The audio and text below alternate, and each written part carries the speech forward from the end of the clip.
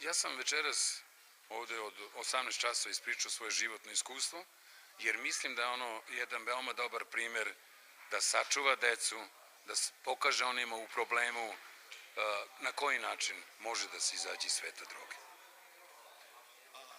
Koje je vaše to iskustvo? Što im prenesate ovde na mlade Strumiće?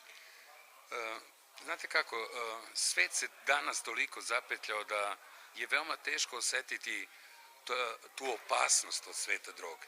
Pogotovo što mi znamo da današnja deca sve manje perspektiva imaju, je li tako?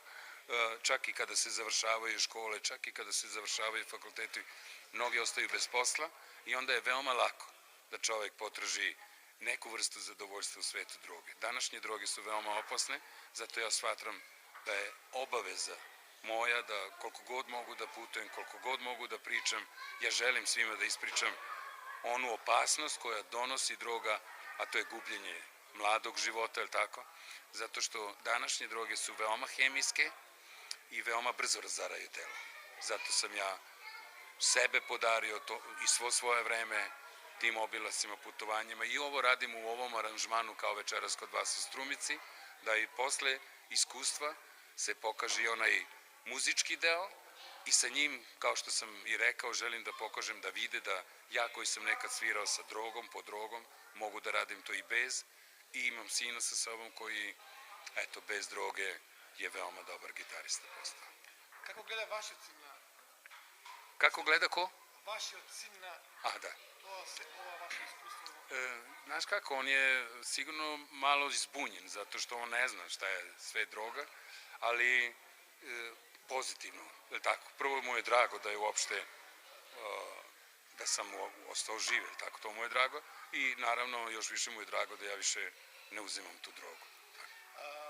Сега следва и вашият концерт. Той е председ блуз музика. Да, блуз музика, да.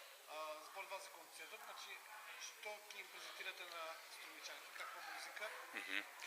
Mi imamo jednu gitaru, usnu harmoniku, bas i bubanj i sviramo, ja to nazivam progresiv blues, progresivniji blues. Imamo dobar zvuk i imamo Texas blues, rock blues, jazz blues, tako dodirujemo i imamo dva gospela. I želimo da završimo baš sa tom pesmom, kao što sam rekao, Jesus gonna make it all right, naš koncert.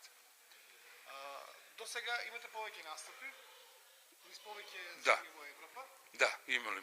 Najčešće sviramo u stvari u Nemačkoj, gde mislim da je i najjača blues scena, tako? I živjeli smo tamo, imam dosta i prijatelja i održavamo kontakt sa njima. Ja sviram još sa sinom jedan duo, ali i sa bendom veoma rado putujemo. Благодаря много и се видим вечера на концерт. Da, i ja se zahvaljujem gradu Strumici, vašem gradonačelniku, gospodinu Vančevu i kao što sam rekao pastor Nickom koji je i došao na ideju da ja dođem ovdje i da ispričam svoje iskustvo.